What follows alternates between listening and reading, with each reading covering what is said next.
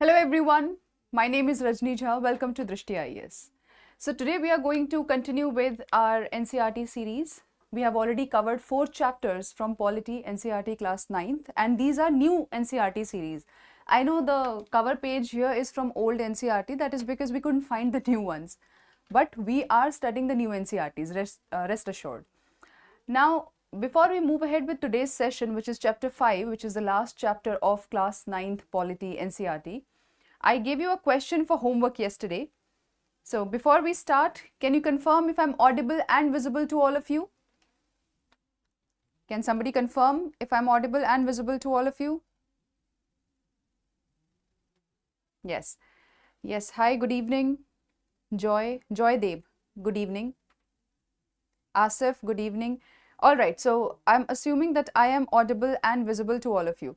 So I gave you a question for homework and I told you that you'll have to write the framework in the comment section. I could find, I think, 3 or 4 students who have written the answer, the framework in the comment section. What about the rest of you? Is that how you're going to prepare for the exam? If you are so hesitant in writing one answer, even just the framework, I didn't even ask you to write the model answer, the complete answer, just the framework of how would you approach this question. If you're so hesitant in writing just one framework for answer writing practice, how do you expect to cover all the syllabus and then practice questions for prelims and mains and then sit in the exam? Right? So that was not expected from all of you. Here on, whatever question I give you, if it is about something that I ask you to think about and then write in the comment section, or if it is a mains practice question, you'll have to write the framework in the comment section. Okay, I hope that you all of you do write the answer in the comment section, the framework at least. All right, let's get started. Yes, I will start geography after I'm done with polity. Today is the last chapter of class 9th polity.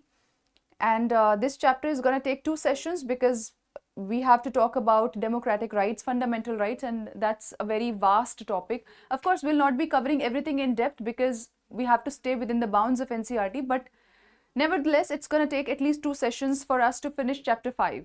So tomorrow we'll be done with chapter 5, which is the last chapter of Polity class 9th NCERT, and then we'll start with class 10th and class 11th. After that, we'll start with geography. And for geography, I'll start with class 6th NCERT because for that you need some foundation before we move ahead with 9th, 10th, 11th, 12th NCERTs of geography. Okay, so you've just cleared class 12. See, my honest opinion would be just focus on the basics because basics will not take a lot of time for you. Basics come from NCERT. Focus on foundation course, basics, and your graduation subject because anyway you have to be a graduate before you can sit in the examination, the UPSC CSE examination. So do not take a lot of stress just now, just yet that you have to finish all the syllabus within a year or 2. But in the meantime, focus on the foundation, focus on the basics so that when you read the actual syllabus, so that when you study the advanced books, you don't feel lost. Yes. Hi, you're from Nagaland. All right, welcome to the session. Okay, so everybody has already arrived and I assume that I'm audible and visible. Yes, you have given the confirmation. Great. So in yesterday's session, I gave you a question for answer writing practice and some of you have given the framework and I am really glad about it that at least some of you have started writing the answer. See, beta, this is an English channel. This is Drishti IAS English channel. This is not English. I would love to teach in English as well, but because it is the English channel, I have to stick to one language only. All right. Nonetheless, I try to make it simple so that I don't use very big words. I'll try to use as simple language as I can so that you can at least understand the basics. All right, so let's see the first question that I gave you for answer writing, which was political institutions are the foundation of a successful democracy because they ensure accountability, prevent concentration of power and uphold the rule of law. Discuss with reference to Indian political system. Now, some of you have answered and I'm just going to read that. Like Sujit answered that for accountability, you can mention Lok Sabha and legislative assemblies. For concentration of power, you can mention Rajya Sabha, rule of law, judiciary, special reference to Jan Vishwas bill. See, I you're going in the right direction, but still there's something missing here. I'll tell you what is missing. And why in concentration of power, why would you write Rajya Sabha, right? Anyway, next is from Fitness Stories Short. I don't know what your name is, but you've written the layout. In introduction, you have written what are the political institutions. You have to write about that. What is democracy? You can write about it. And then in the body, how it ensures accountability, rule of law, and prevention of concentration of power. But beta, you have just written what is given in the question. You had to tell me how it ensures accountability. That was the pointer that you had to give me. You're right about what you have written, that these things will come in body, but what exactly would you write under the definition of this, under the heading of ensuring accountability? What would you write? That's something that you should have written. Okay. Where to give your answers? Better in the comment section only you will be writing the framework. You don't have to write the answer. The framework is, for example, when I tell you today that in body the first pointer would be how they ensure accountability, there will be 3 bullet points for it. So you will write those bullet points in the comment section itself. And rest assured, I actually read all the comments myself. So your answers will be read. Don't worry about it. Then Adi has written, Adi's answer was great actually. It was very close to what the ideal answer should be, and congratulations Adi, you're doing really well. So in introduction, political institutions are constitutional body, institutions of India, judiciary, parliament, executive, great. In the body, how they ensure accountability, and you have written points, how they actually do that, how they prevent concentration of power. For that also you have written there is separation of power, there is federal system, judicial review, then you have explained rule of law, and then conclusion. Great answer. Yes, this is what I was talking about when I said I need the framework. So let me explain to you how we will write it. I'm not going to give you the model answer, but I will definitely give you the framework. Ma'am, I'm from Ladakh, I'm facing difficulties in English. Yes, don't worry, I anyway try to use as simple a language that I can, as simple as I can. I anyway do not like using very big words or difficult words or making the language complicated, because language is supposed to communicate. It was made for communication. So if I can't communicate easily in a way that you understand, then there is no point of the language anyway. Okay. So the question says political institutions are the foundation of a successful democracy. So in the first line itself, they are talking about political institutions, right? And because the question talks about political institution, my introduction should also start from political institutions. So I will talk about it. What exactly are political institutions? Like Adi has written in the framework. And what are the political institutions in India? We studied that there are 3 main institutions that we have in India, which was legislature, executive, and judiciary. So you will write a little bit about it in the introduction. Right? What are political institutions? Why we need political institutions? Just in one line, and then the 3 political institutions, main institutions that India has. Great. Next is body. What would you write in the body? Now in the body, always make sure that whatever is given in the question, all the subparts should be covered here, because in the question it says discuss. Whenever you find this directive discuss, that means whatever part is given in the question already, you just have to talk about them. Right? So what are the parts that is given in the question? First, they have asked about accountability, that they ensure accountability. Second part is they prevent concentration of power. And the third part is they uphold the rule of law. So in body, I should be covering all these 3 things. Right? And if there is any challenge that still remains, that I can mention here in 1 or 2 lines, and then I can write the conclusion. So in the body, I should be mentioning first how they ensure accountability. You tell me, how do these institutions ensure accountability? Yesterday we studied that Parliament questions the government. The government needs to have majority in the Parliament, right? Then only the government will stay in power, and the Parliament keeps questioning the government about any policies or laws that they bring in. Then if the Parliament is not in consensus with the government, they can pass no confidence motion. We studied that also yesterday. Because of no confidence motion, what happens? If the government loses majority in no confidence motion, then the government collapses. Now, for those of you who did not attend yesterday's session, you might feel like this is a little difficult for you because you do not know what we have studied yesterday, right? So what you can do is, after this session, please go ahead and read those lectures also. If you haven't attended the first 4 lectures, please go through them. it'll hardly take 5 minutes. I'll be finishing it up and then we'll start with today's session. You won't have any problem with today's session.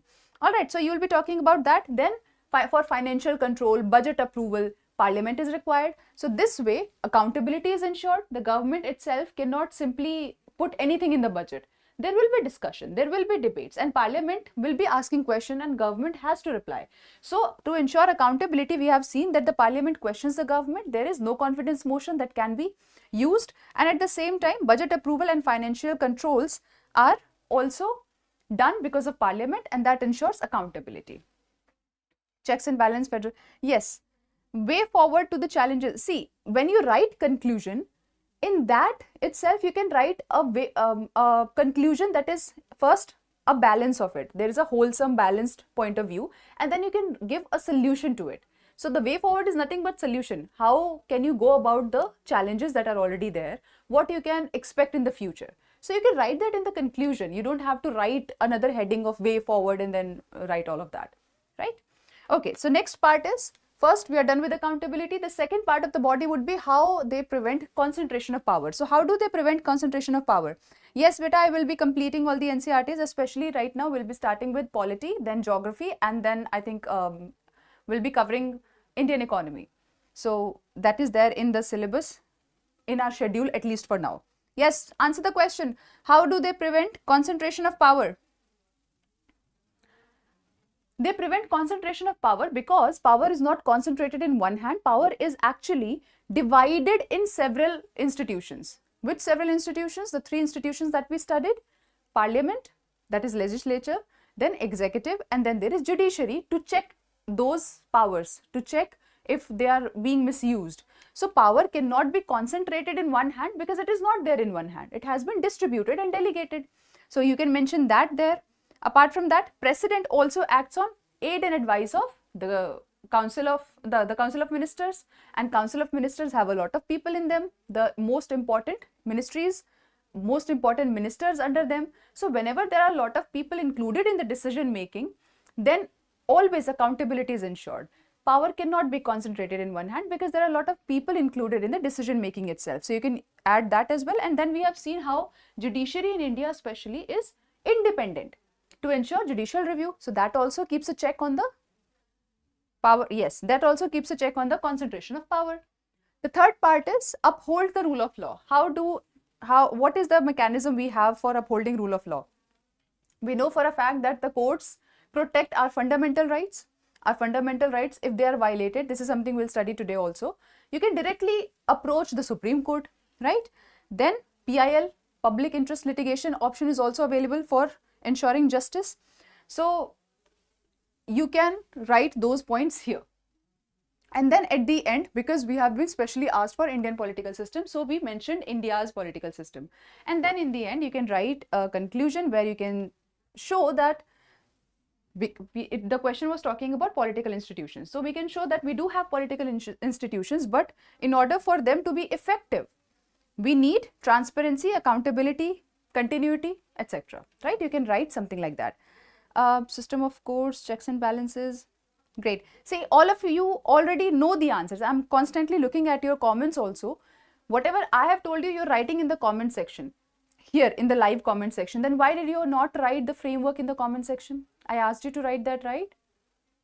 Now that is something you have to be responsible for your own success.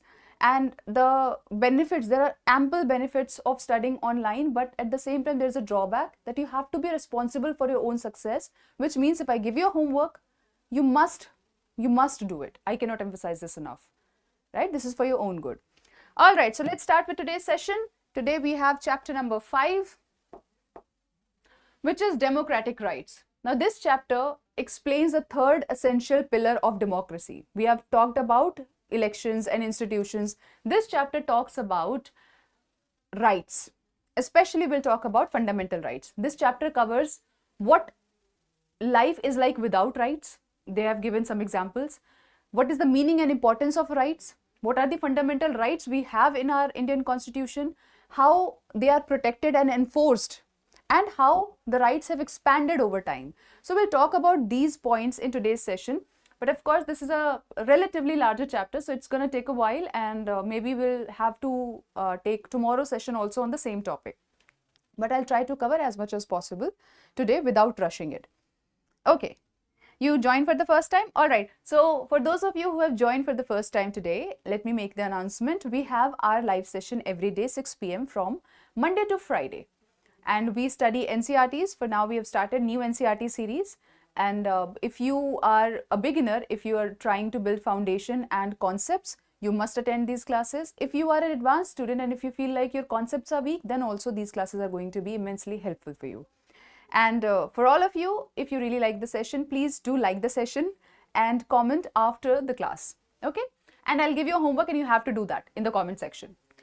All right, so let's get started. Now, initially, they have given you 3 case studies to make you understand why rights are important and how rights can be violated. Now, of course, this is not very important for us for exam point of view, but this is important for you to understand why rights are important and how they can be violated even when you have elected your representative or you have elected your government. So we'll just quickly go through them. It's not very important, I'm repeating it. It is just for you to understand that rights are important. All right, so let's get started. It says, so the first case study that we have is from prison in Guantanamo Bay. So what happened after 11th September 2001 terrorist attacks, the United States arrested around 600 people from different countries here, and they were kept in that prison in Cuba. And one of the prisoner, whose son was Anas, wrote a letter to the British Prime Minister asking why his father had been imprisoned. Now see, imagine a person has been arrested and the son of that person is writing the letter to the British Prime Minister asking why my father is arrested. Now when you read this case study, the first thing that should come into your head is, what are the rights that have been violated here? First, why was there an arrest? Second, why was the family not informed? Why was the person not informed that this is the basis we are arresting you for? This is the reason we are arresting you for, right? So there were some rights that were violated. First, families were not involved and they were not informed. There was no proper trial. They were directly arrested. Then prisoners could not approach courts, which is why the son had to write the letter. And Amnesty International reported there was torture also in the jail. Then UN investigation confirmed human rights violation. Even prisoners declared that innocents were not released. Even those people who were declared innocent, they were also not released. They were also kept in the prison. And UN demanded closure of prison, but the US refused. So United Nations said that this prison should be closed, but the US that refused. Now you see, when a person is arbitrarily arrested, a lot of rights are violated. That is what they're trying to make you understand, that rights can be easily violated without us knowing. Now, somebody who has no idea of their rights, they would not know that the person had few rights and they were violated, right? Second case study is citizens' right in Saudi Arabia, citizens' rights in Saudi Arabia. In this chapter, they have talked about hereditary monarchy. Now, I think we have already talked about monarchy. Monarchy is when the head of the state is hereditary, like king or queen. Citizens cannot elect or remove rulers. That should be the right, right? A citizen should be able to elect and remove rulers like we have in our democracy. And that's what we studied yesterday. Then king appoints legislature, executive and judges. If there are 3 organs of the government and all of them are appointed by the king, then there is no independence here. Then the king himself will be all powerful. There will be concentration of power in king's hands, and all of these we studied are not good for human rights or rights of any human being for that matter, because the power will corrupt the person that has the most power. Next, political parties are banned, media freedom is restricted, no freedom of religion, every citizen must be Muslim. So if you read all of these, you'll realize that without democratic rights, the rights that we have in India, democracy, without democratic rights, citizens cannot participate freely in any governance, in the governance of any country, and they cannot enjoy equality, which is why rights are again important. Definitely, beta see, medium does not matter. Whether you are from English medium or Hindi medium, that does not matter. Your concepts are important. You can clear any examination for that matter, irrespective of your medium. And I'm sure you must have seen so many examples of toppers in UPSC CSC from Hindi medium. So you don't have to ask this question. This is a moot point now. We already know that this is possible. Ma'am, can we simply differentiate legislature and executive? Beta, this was yesterday's session. You should read it once. You should go through the chapter once. Political theory, we will cover them as and when we progress in the class. So when we go to class 11th NCERT, then we will talk about them as well, if it is there in NCERT. Now that is given. Okay, the next is ethnic massacre in Kosovo. Whenever there is a massacre, right? Whenever there is a lot of killing of a lot of people, there are rights violated in that point as well. So we know for a fact that in all these three examples, the NCERT is just trying to tell us if a person does not have rights, democratic rights especially, then the person cannot participate, the citizen cannot participate in the political system of a country, the citizen cannot enjoy freedom or equality, which is why rights are absolutely essential. So these are simply three case studies, not very important for us. Now we'll come to the part which is actually important for us. All right. Which is rights. This is where the chapter starts. Now, this is why you need classes, because when you're making notes, you don't have to make notes of all these three case studies. We don't need them, right? We need the notes from here. So what are rights? What do you think are rights? What do you think are rights? Okay, so this is the definition given in NCERT itself. Let's just go through it once. It says rights are claims of individuals over society and government and necessary for living with dignity, freedom and security. Now we have already seen that in order for a citizen to effectively participate in the governance of a country and to enjoy freedom and equality, rights are absolutely essential.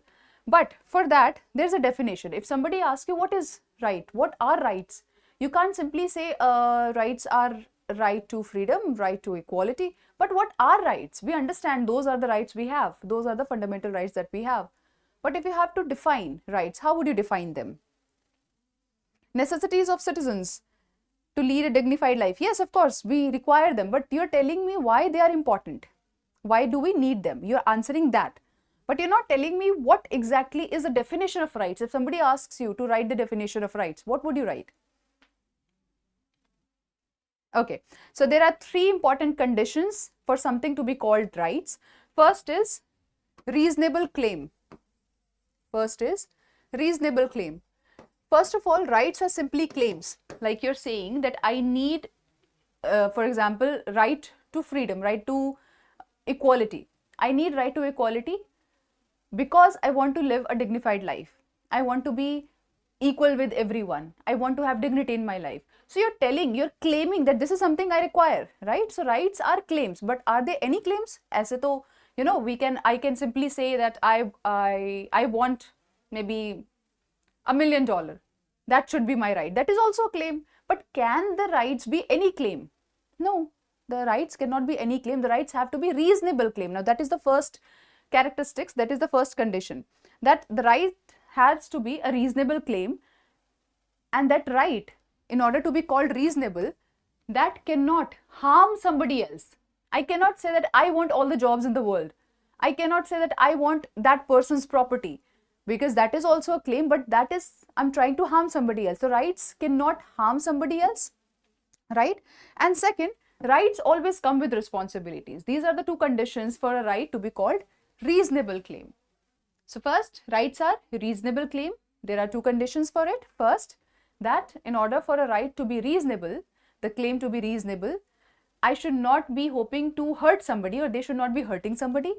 And the second and most importantly, rights always come with responsibilities under the boundary of Constitution. We'll talk about Constitution. For now, we're starting with very basics. Constitution come at stage number 2 or 3. Ma'am, okay. See, you're asking about Hindi medium again and again. I've already told you there are toppers from Hindi medium. So how can you ask whether you will get good marks from Hindi medium or not? Of course you will, if you study well. Second is recognized by society. Now, as it is written here as well, claims of individual over society. So these are the rights that society also recognized. There are some rights that society calls legitimate. So for example, if I say I should have right to equality, society is going to recognize that as a legitimate right, right? Rights, and very important, rights change over time. Why I have used the society's angle is because rights change over time, because society keeps changing. At one point of time, the right for women to vote was not there because society was such. Then society changed with time, and now we know for a fact that women should also have right to vote. So these are the claims that society also recognizes, and because society keeps changing, then this is why the rights need to be updated or amended with time. Updated basically, right? They need to be more inclusive basically. And the third is government. Here we are talking about law. See, I can give you a reasonable claim. I can give you a claim that society also accepts. But if there is no law to protect it, it is just mere promise which can be easily broken. So for example, I said I should have right to equality. It's a reasonable claim. Society also accepts it that yes, equality is important. But I do not have any law to protect me in case that right is violated. Then what's the point of having that discussion altogether? It's all waste. So I need to have a legal backing. If my rights are violated, I should have a legal backing to support it, to make it enforceable. So there are 3 conditions for rights, which is first, this is necessary so no one can force people for a particular thing. Exactly. You can't be forced upon, right? So there are 3 conditions we studied for rights. The first one is that rights should be reasonable claim. Second, recognized by society. And third, and very important, recognized and protected by law. And this is the reason we have Article 32. We'll talk about it maybe in tomorrow's class, which talks about judicial review, which connects to judicial review, which talks about the fact that if my fundamental rights are violated, I can simply approach Supreme Court and protect myself, protect my rights. So that we will talk about in Article 32. Okay, so these are protected by law. So these are the main conditions which should be fulfilled for a right to be called a right.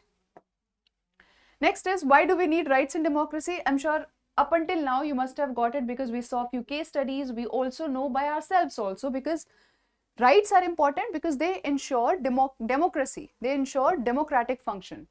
Rights are important because we need to vote, contest elections, express our opinions, we can form political parties, we can participate in politics, discussions, we can protect minorities. There are rights that prevent majority domination.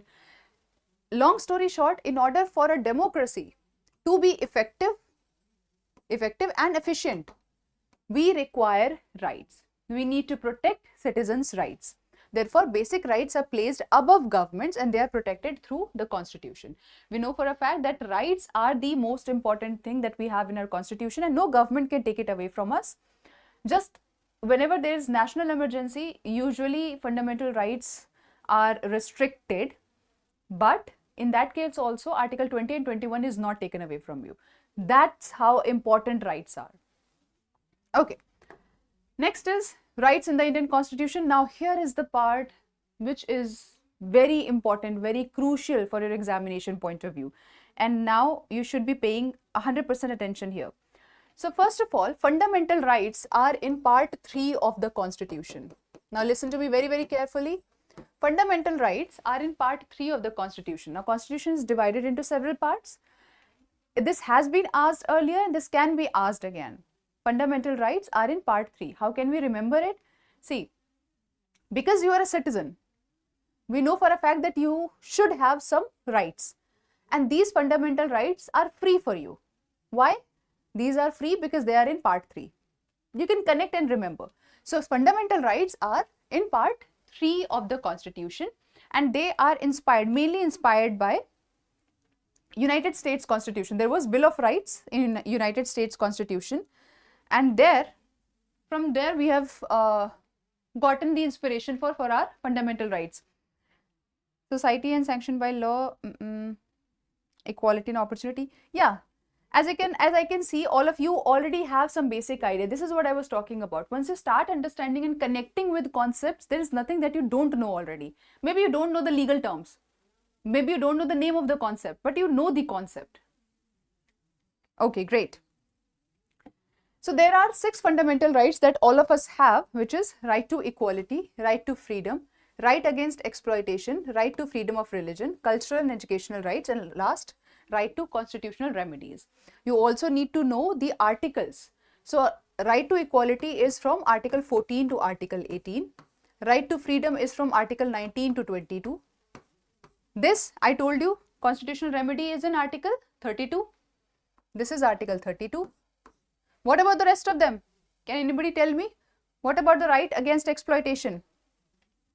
Fundamental basically means the very basic, foundational, which are absolutely essential, fundamental.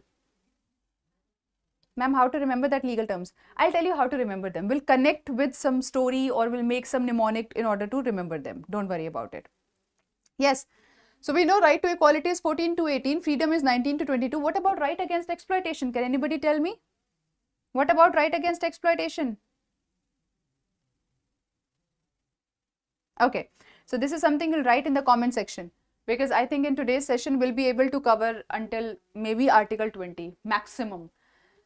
So you'll have to tell me what about right against exploitation, freedom of religion and cultural and educational rights, and how would you remember them? How would you remember these? See, again we will make a story to remember these.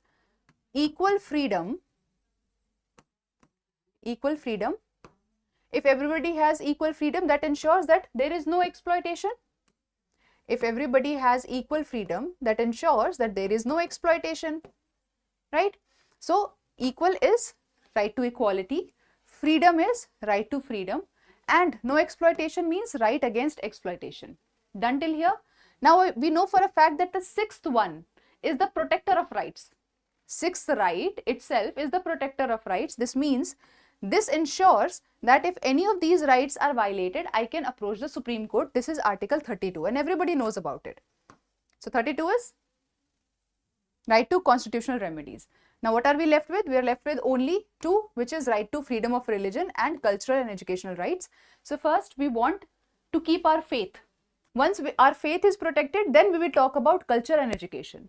So make a story or a mnemonic, a connection. Once you make a connection with something that you already have in your real life, you will be able to remember even the legal terms, even the concept names, everything. Okay, so let's just revise it once. Let's High Court 226.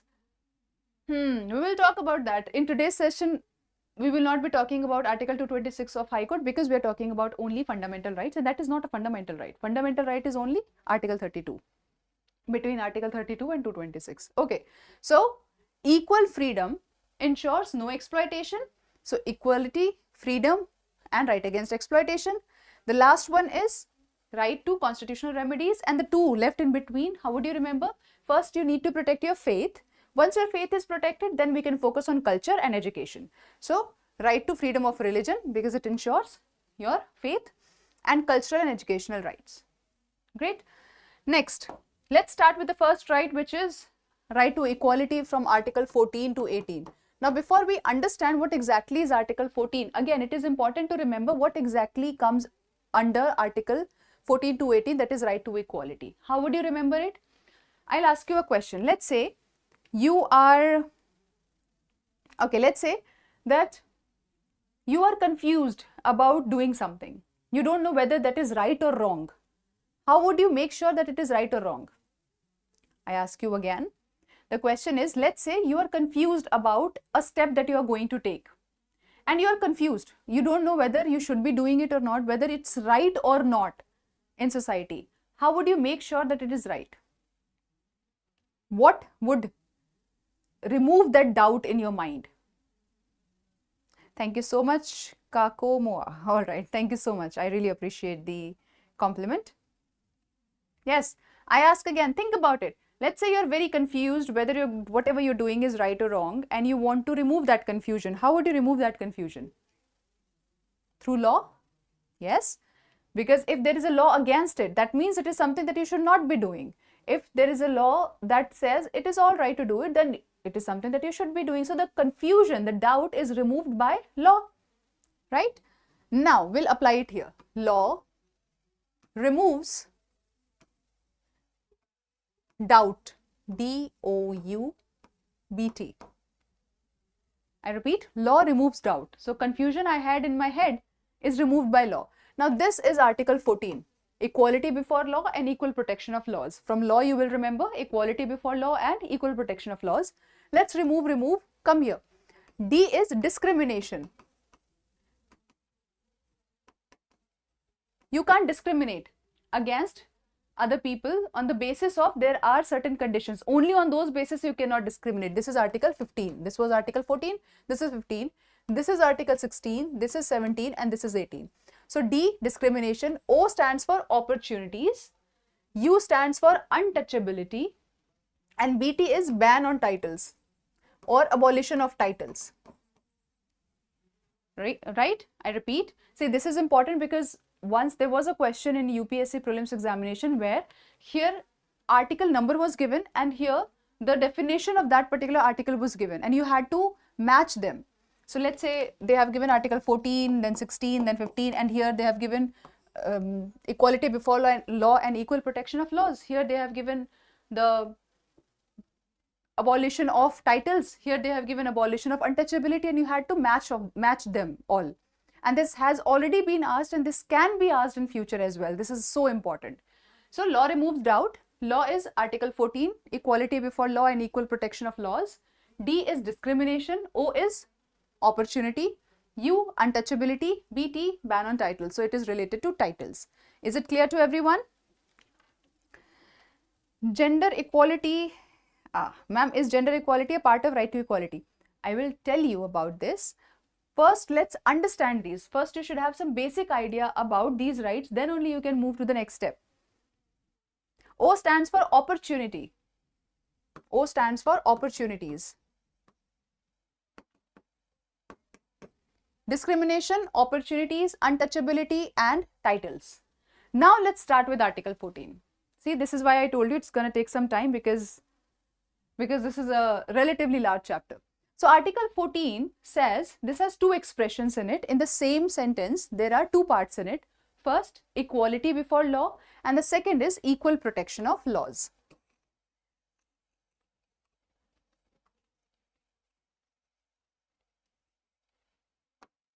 So the first is equality before law, and the second is equal protection of laws.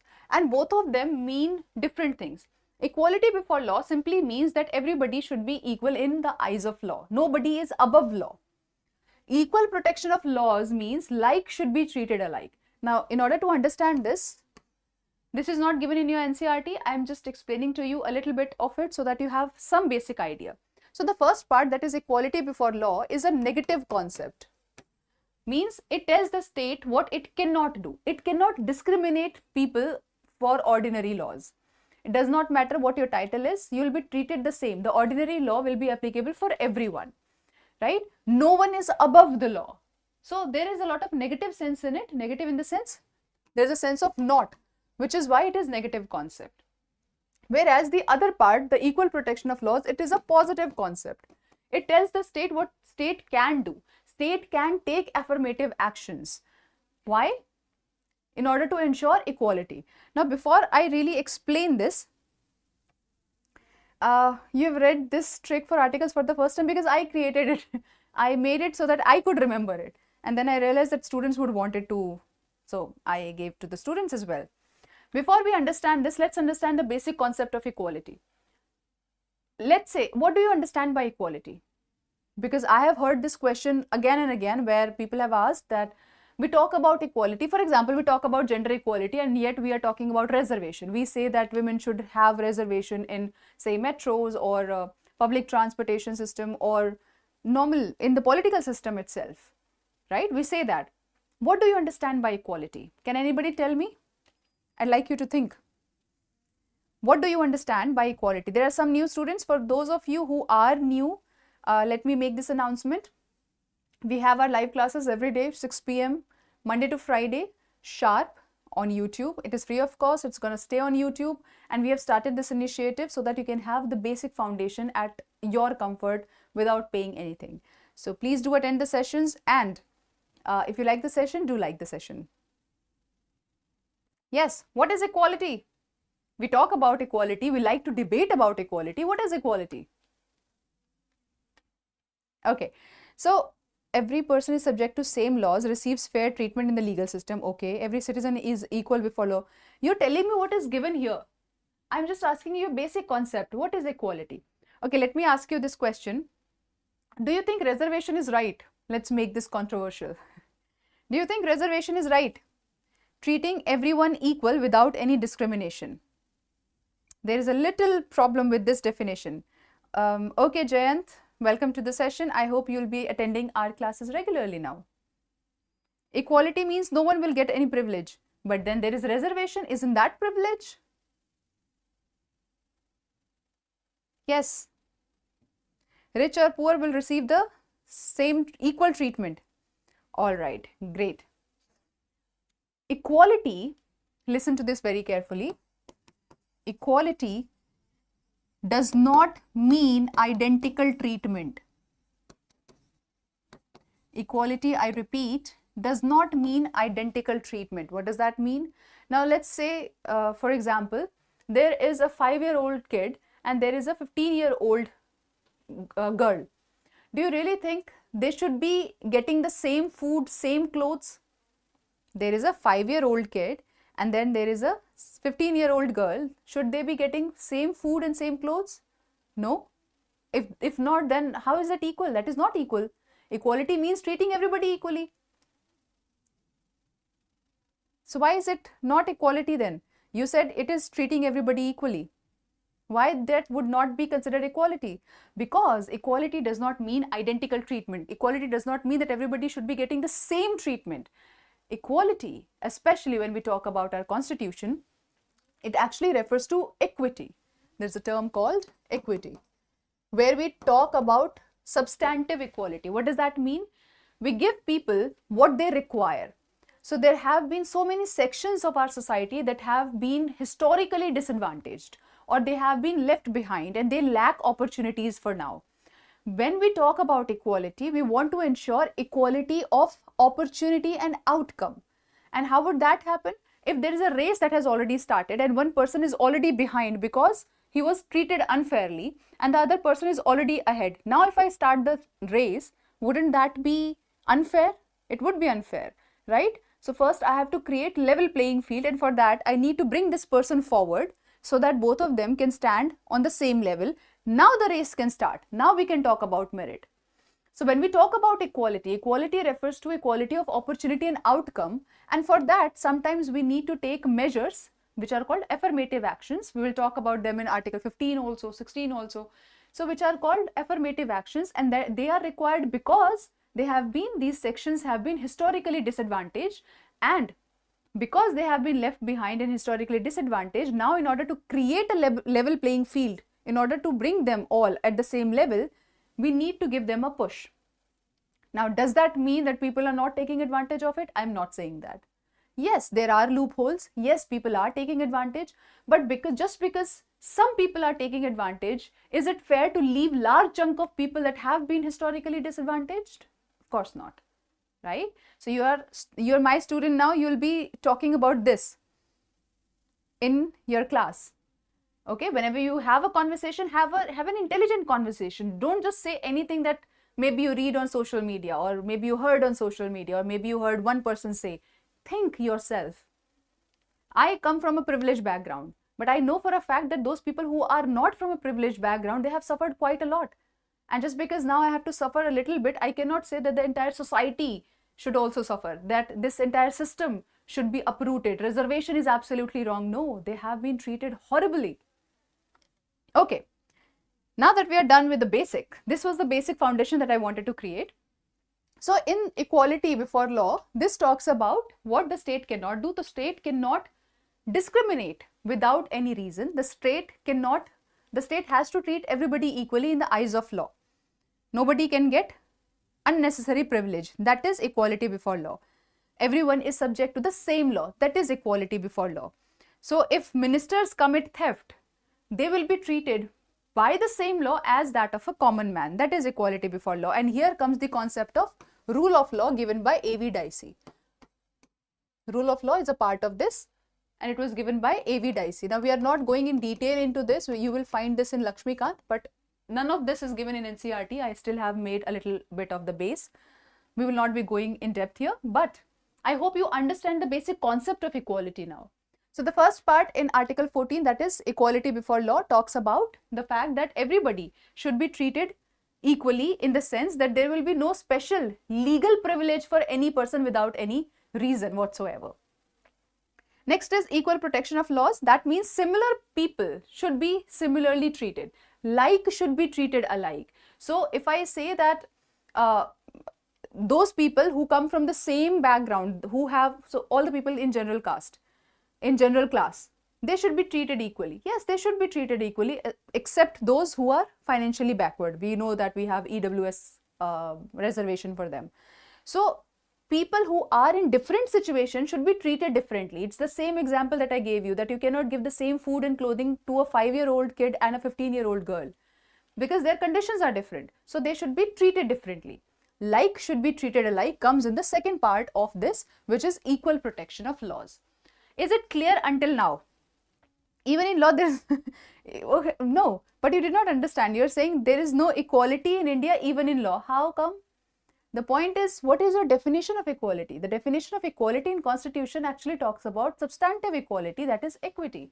That whoever requires whatever, they should be given that in order to bring society on a same level. That is equality. Now, this is society's level. Some people are left here. If you want to ensure equality, shouldn't you be bringing them up here as well? That would be equality, right? So it depends on what your definition is, and our Constitution is very clear about it. Is it clear to all of you? See, we have just started with the basics and our time is up. Is this concept clear to all of you? No, Ananya, I'm not denying that.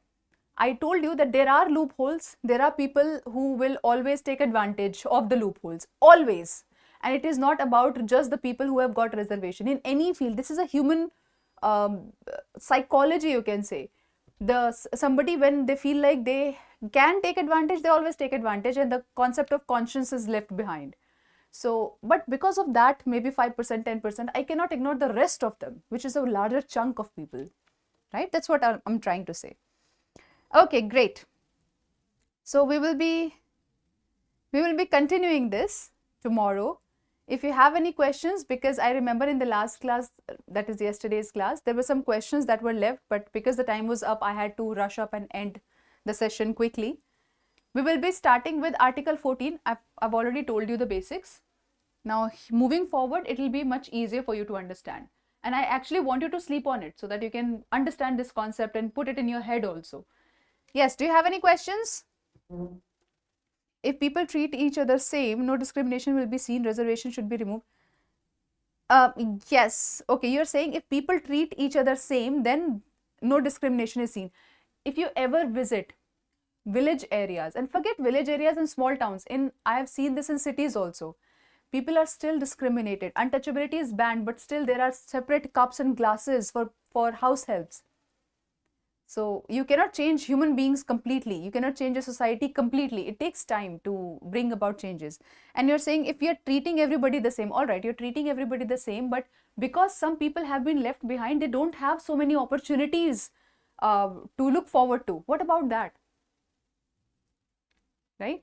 So yes, this discussion goes much deeper than just this. I'm not saying one thing is right or other thing is wrong. I'm just trying to explain why we have what we have in society. Ma'am, why 20? Yeah, we will talk about this better, I think, in tomorrow's session. This started happening after 44th Constitutional Amendment Act, that Article 20 and 21, the fundamental rights 20 and 21 were not taken away from us. For that, you need to understand what these are. 21, I'm sure you already know, right to life and liberty. No matter what is happening in the country, a person should have right to dignified life. That is the very basic of being a human only. So 20 and 21, they both are not taken away. Ma'am, please tell, is there? No, for polity, you don't have to read from 6 to 8. For geography, I would suggest that you should be reading from 6 to 8. For polity, it's not required. All right, great. So that's it for today's session. We will continue with this tomorrow. But before I leave, I would love to know your thoughts on reservation, because this is something we are going to discuss tomorrow. My question to you is, do you think reservation is right in our country? I'm not giving you an answer writing question. I'm just talking to you. We're having this conversation. Do you think reservation is fair in our country? It should be there, or it should be removed? What is your take on reservation? That's what I want to know in the comment section. Yes, there is a difference between equity and equality. Beta, equity means, I'll just explain to you very briefly. Equality would mean, so let's say one person is on this stool, other person is on this stool. You must have seen this somewhere. I've seen this picture somewhere. A person is standing here, and this person can easily see across this wall. This person cannot see across this wall, and this person cannot see across this wall, right? So equality would mean that I give all of them the same privilege. So for example, I gave them few extra inches. So same stool I gave here also, same stool I gave here also, and same stool I gave here also. So because of that, what happened? This person could see easily across the wall. Equality would mean I gave the same stool to all of them, but people were not at the same level. Equity would mean, in the same example, equity would mean that this person needs extra help. So I'm going to give him a larger stool to stand on so that he can also see across the wall. This would need relatively smaller than this one to see across the wall, and this one would not need any stool to see across the wall. So this is equity, giving people what they actually require in order to bring equality in society so that everybody can be on the same level playing field. That is equity. And equality is this, that I am treating everybody identically. But in our constitution, wherever equality have been talked about, equality is about substantive equality, which is actually equity. We're talking about just that. We will see that in Article 14, Article 15 and Article 16 as well. I will be teaching NCERTs. No, you don't have to tell me now. There are loopholes, reservation is required or not. Give me a valid argument, give me a well thought argument in the comment section. What are the pros? What are the cons? What do you think? What is your opinion? Forget pros and cons. What is your opinion? What do you feel about it? That you'll write in the comment section. So that's it for today's session. For all of you who are new here, we have our session every day from Monday to Friday at 6 p.m. sharp, and we'll be covering NCERTs, new NCERTs. And if you are preparing for the examination, if you're the beginner, or even if you're an advanced student and if you feel like your basics are not that strong, you can always attend these classes. I really hope to see you all every day from Monday to Friday. And after the session, I would love for you to answer this question about reservation in the comment section. Also, if you enjoyed the session, please do like the session. That's it for today's class. Thank you so much for joining in. I'll see you tomorrow.